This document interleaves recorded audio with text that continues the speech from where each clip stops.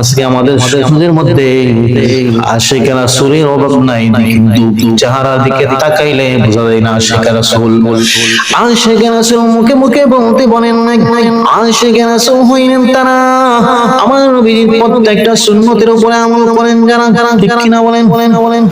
খাঁটি সুন্নি হইলেন তারা আমার নবীর প্রত্যেকটা সুন্নতের উপরে আমল করেন যারা, পারিবারিক জীবনে, রাষ্ট্রীয় জীবনে, সামাজিক জীবনে, ব্যক্তিগত জীবনে প্রত্যেকটা ক্ষেত্রে প্রত্যেকটা সুন্নতের উপরে আমল করেন যারা, খাঁটি সুন্নি হইলেন তারা।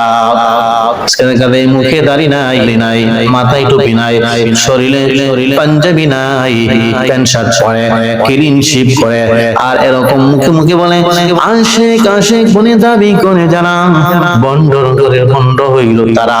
কারণ আমার নবীজির প্রত্যেকটা সুন্নতের উপরে আমল করবে যারা, খাঁটি সুন্নি হইল তারা। বুঝতে বলেন কিনা?